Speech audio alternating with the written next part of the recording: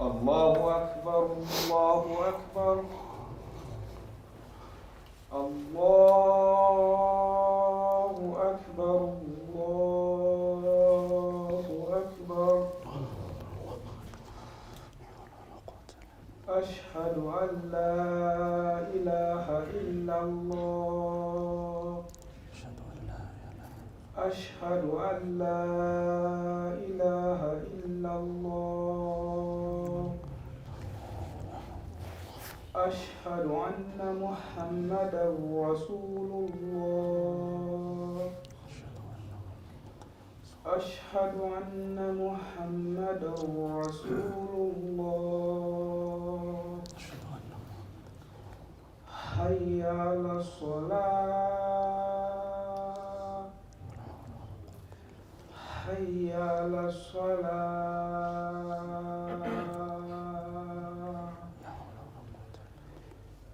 حي على الفلاح حي على الفلاح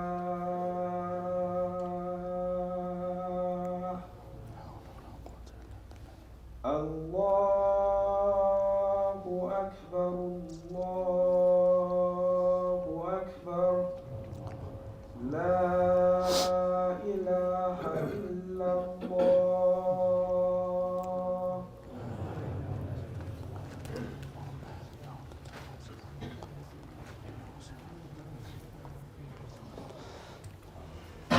إن الحمد لله نحمده ونستعينه ونستغفره ونعوذ بالله من شرور أنفسنا ومن سيئات أعمالنا من يهده الله فلا مضل له ومن يضلل فلا هادي له وأشهد أن لا إله إلا الله وحده لا شريك له وأشهد أن محمدا عبده ورسوله يا أيها الذين آمنوا اتقوا الله حق تقاته ولا تموتن إلا وأنتم مسلمون أوصيكم ونفسي بتقوى الله تعالى فإن الله تعالى مع المتقين وبعد. In light of the recent murder that took place in South London of a young woman allegedly murdered by a police officer, and I say allegedly because I believe the investigation is still going on, but seemingly the police officer was responsible for her death. It reminds me of where society will head without a center point of accountability for that particular society. And our center point of accountability should not be the law, it should not be our peers, but rather Allah subhanahu wa ta'ala.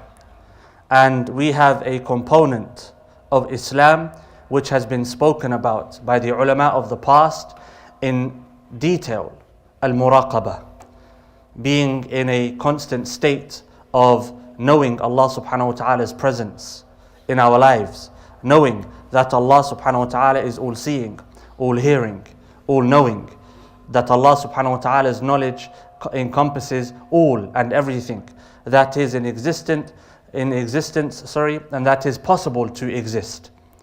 Allah subhanahu wa ta'ala knows that which is and that which would be and how that which would be if it was.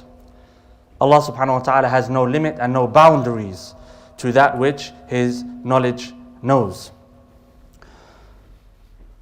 And this is something which we have to reflect upon with the trajectory that society is currently taking, wherein the question of morality has come up. Morality itself is now something that can be discussed.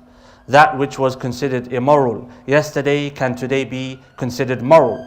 And that which was yesterday considered moral can be considered immoral. Why? Because the framework of morality is no longer coming from God, from Allah subhanahu wa ta'ala, as it previously was. But it is now coming from the whims and desires and the intellects of man.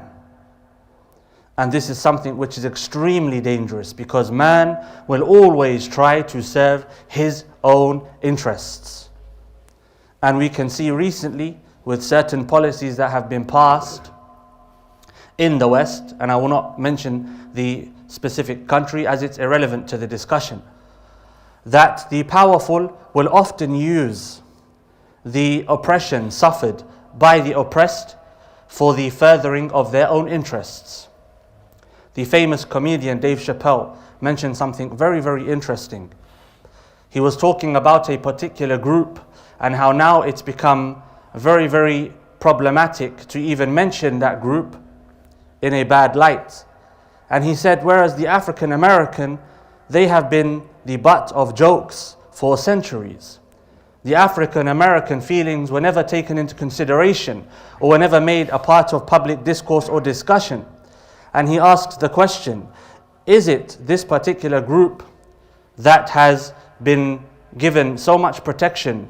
Is it that this particular group has been given protection because that protection serves the interests of the powerful?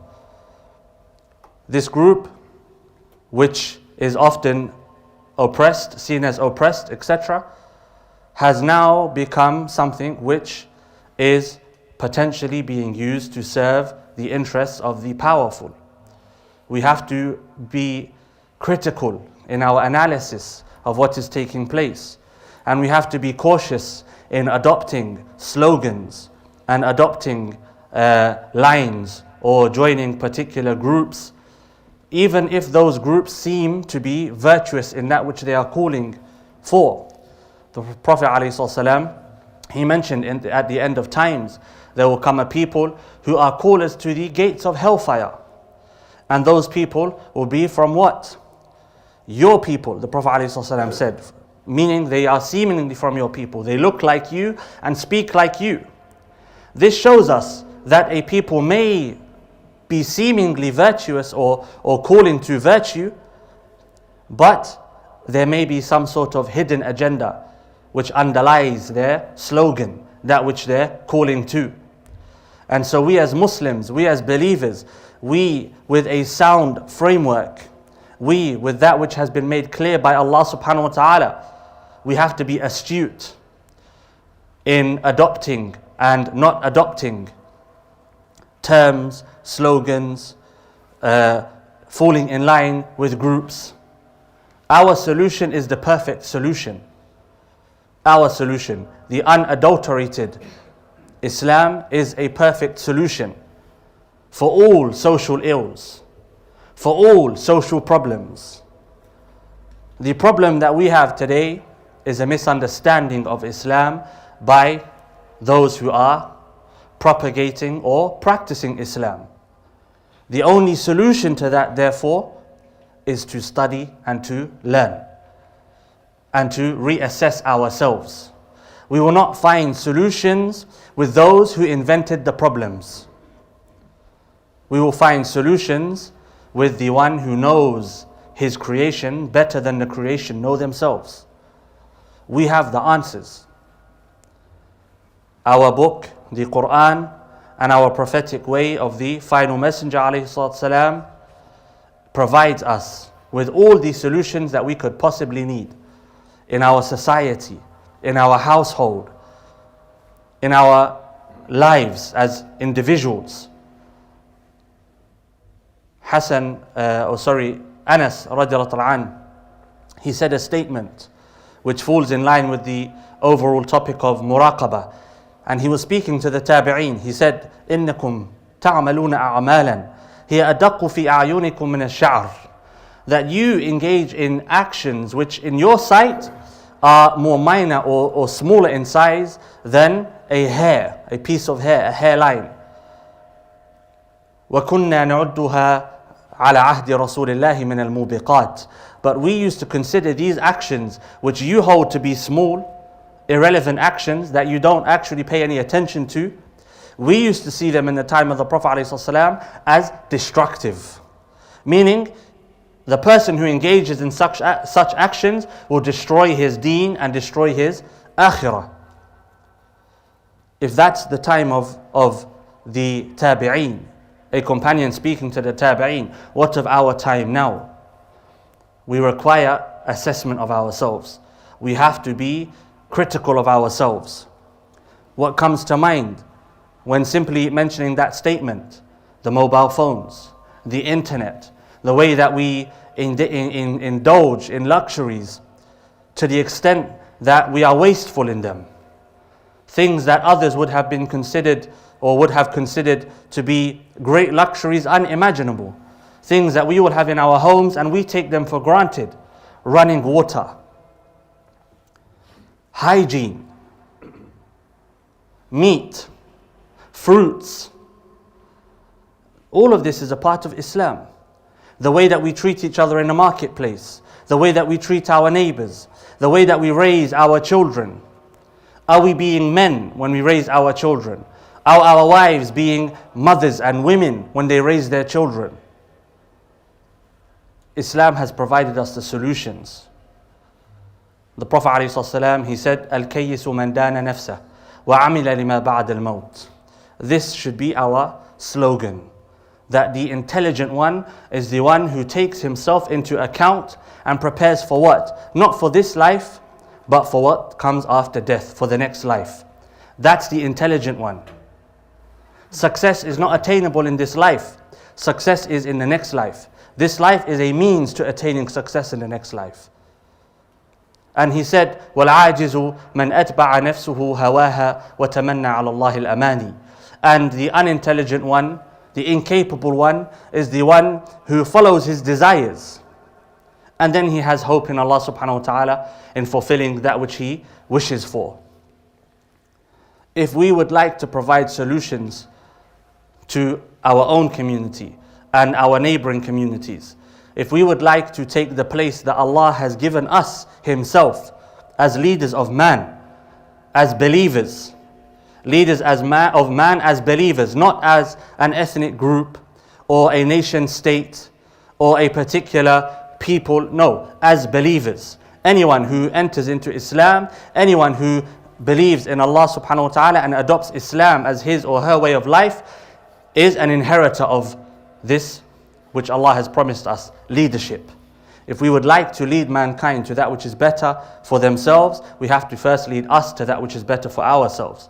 And we have to make sure that we do so according to the framework God-given, not the framework developed and incepted by man, which is what we find today. And we always have to refer things back to Islam, to that which Allah has provided us. We have to be very cautious in adopting the slogans of our day and falling in line with the groups of our day. Islam is perfect and it has the perfect solutions. All it requires is the men who will adopt Islam properly and apply Islam properly. May Allah subhanahu wa ta'ala make us from them. أقول قولي هذا وأستغفر الله لي ولكم ولسائر المسلمين فاستغفروه إنه هو الغفور الرحيم. الحمد لله وحده وصلوات ربي وسلامه على أشرف الأنبياء ومن تبعه وبعد.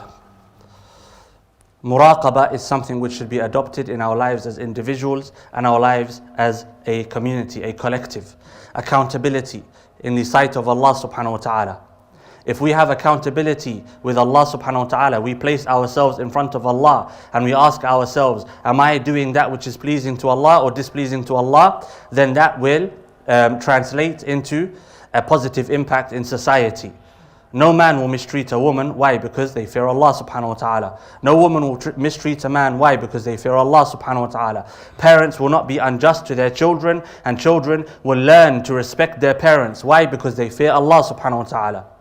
The neighbor will treat his neighbor correctly. Why? Because he fears or she fears Allah subhanahu wa ta'ala. When we go into the marketplace, I will not steal from you, nor will you mistreat me by selling me goods that are deceptive in their nature. Why? Because we have a fear of Allah subhanahu wa ta'ala. If we turn back to Allah subhanahu wa ta'ala, everything else becomes rectified. By turning to Allah, we will have a goodly life in this world. By turning to ourselves, we will have a miserable life in this world. Why? Because every single individual will be out for his or her own gain, and that gain will be according to their interpretation of what will make their lives better, not according to that which is actually good for them. You ask an alcoholic, what will make you happy? And he'll say the alcohol, even though it will destroy him. You ask a young man, what will make you happy? He'll say wealth. even though wealth may destroy him. But Allah subhanahu wa ta'ala has set the framework for us. All we have to do is understand it and apply it, and the fruits will begin to ripen in our community and our neighboring communities. May Allah subhanahu wa ta'ala make us from those who plant the seeds of Islam. May Allah subhanahu wa ta'ala make us from those who eat its fruits. May Allah subhanahu wa ta'ala bless us with understanding and application. May Allah subhanahu wa ta'ala make it easy for us to leave off that which is displeasing to Him. And may Allah subhanahu wa ta'ala make it easy for us to adopt that which is pleasing to Him. I ask Allah subhanahu wa ta'ala to send His salutations and blessings on the Prophet alayhi salam. Allahumma salli ala Muhammad wa ala ali Muhammad kama sallaita ala Ibrahim wa ala ali Ibrahim innaka hamidun majid. Allahumma arda an Abi Bakr wa an Umar wa an Uthman wa an Ali wa an sa'ir sahabati ajma'in wa aqim as-salah.